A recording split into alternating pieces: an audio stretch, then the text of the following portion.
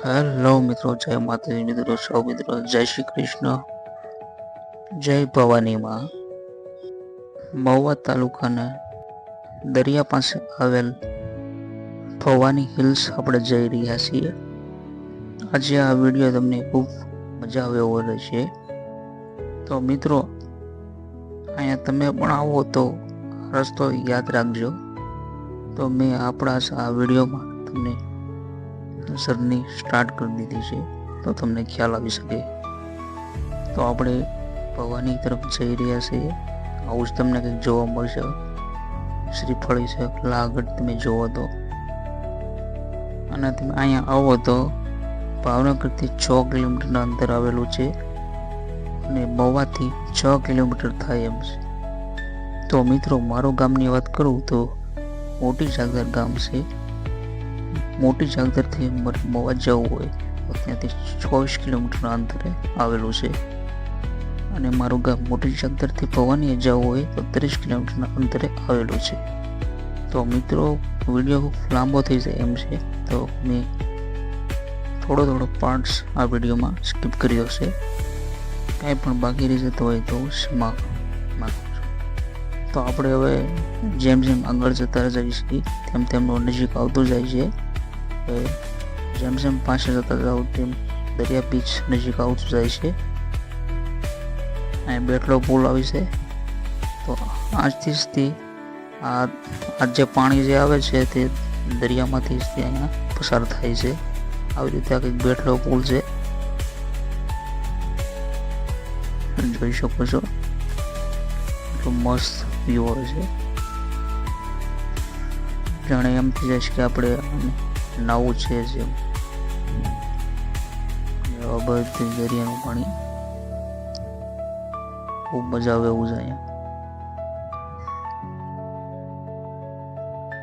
મિત્રો, વિડીયો શરૂ કરતા પહેલા અમારી ચેનલમાં ખાસ કરીને તમે પહેલી વાર આવ્યા હોય તો ચેનલને સબસ્ક્રાઈબ કરી દેજો, જેથી કરીને તમને આવનારા વિડીયો મળી શકે છે.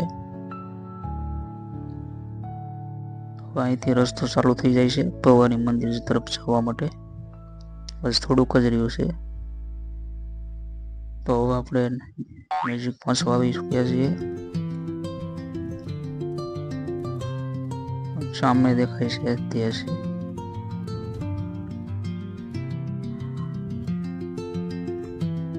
આજે પણ થોડું ઘણું છે પબ્લિક છે અહીંયા આવેલું. હવે આપણે અંદર પહોંચી ગયા છીએ. અંદર પ્રવેશ થશે તમને આવું બધું જોવા મળશે.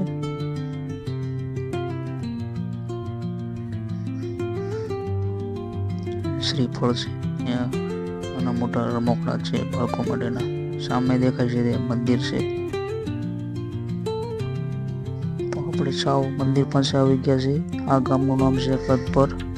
જય ભવાની માતાજી મંદિર લખેલું હોય છે ઉપર. આવી જ રીતે આવું બધું તમને જોવા મળશે.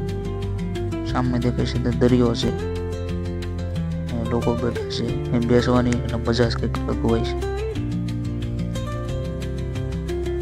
વ્યૂ જો બહારનું વ્યૂ જોવો, આવું જ કંઈક વ્યૂ છે સરસ મજાનું. આ છે ભવાની મંદિર, મહુવા તાલુકાનું પહેલું સ્થળ કહેવાય છે જેને ભવાની હિલ્સ.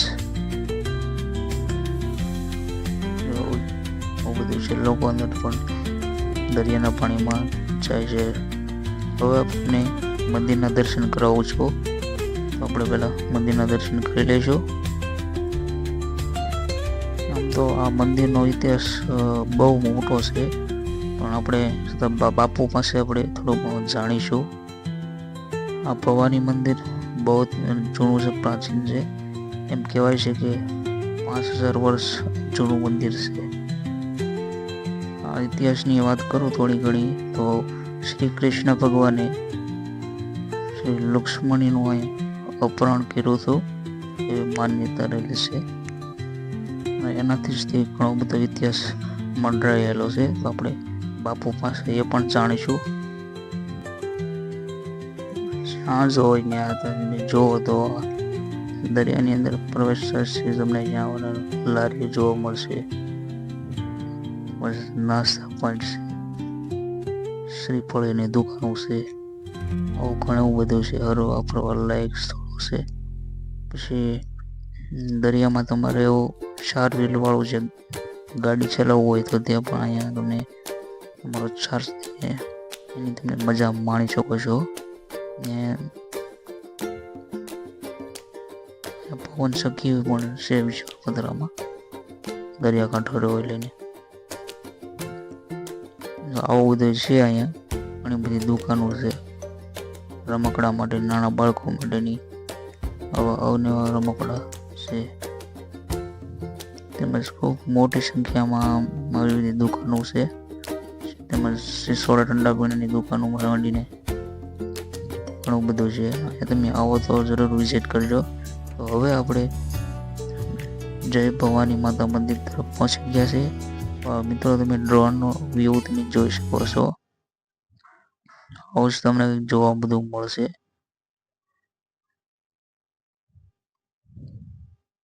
તો ચાલો આપણે દર્શન કરવાના બાકી રહી ગયા છે તો આપણે દર્શન કરી લઈએ.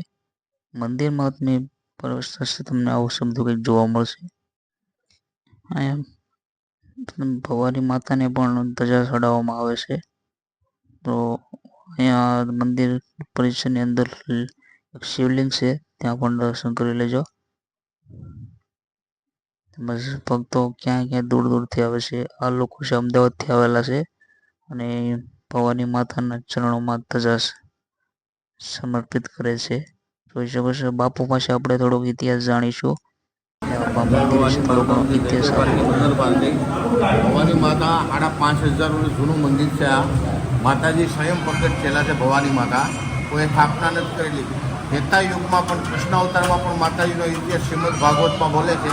અહીંથી ભગવાન શ્રી કૃષ્ણે રૂક્ષ્મણીનું હરણ કરીને લઈ ગયા હતા માધવપુર ભેટ. એ આ જગ્યા છે. દિવસમાં અમારા મા ભવાની 3 સ્વરૂપ બદલે, બપોર, સવાર ને સાંજ. તો આ બહુ મંદિર છે. કુંદનપુર કહેવાતું પહેલાંના વખતમાં, અત્યારે કચ્છપર કહેવાય છે. મવાને મધુમતી નગરી કહેવાતી, અત્યારે મવા કહેવાય છે. આ બહુ જૂનો ઇતિહાસ છે વાલા. જય ભવાની, જય સિયારામ. ખૂબ સરસ બાપુએ સારો ઇતિહાસ આપણને જણાવ્યો છે આ મંદિર વિશે. તો તમે પણ દર્શન કરી લો. અહીંયા ખરેખર આવો વિઝિટ કરો, ખૂબ મજા આવે એવું છે ઇતિહાસ. તમે આ ડ્રોનની તમને આ વ્યૂ દેખાડી રહ્યો છો, જોઈ શકો છો. આવું જ કંઈક તમને જોવા મળશે. વ્યૂ સરસ મજાનું છે. આ અદ્ભુતનો વ્યૂ જોઈ શકો છો. કેટલા બધા પંડાલો છે. આવું નાનકડું પંખીના માળ જેવું સ્થળ છે. આવો તો જરૂર વિઝિટ કરજો. તો હવે આપણે નાસ્તા પોઈન્ટ પાસે આવી ગયા છીએ. જેટલી જોઈ શકો છો બધે.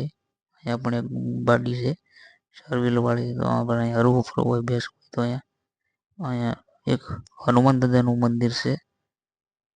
તો ત્યાં પણ ભવાની માતાના મંદિર પાસે આવેલું છે. તો એમના પણ દર્શન કરી લો અને હું પણ દર્શન કરી લઉં છું.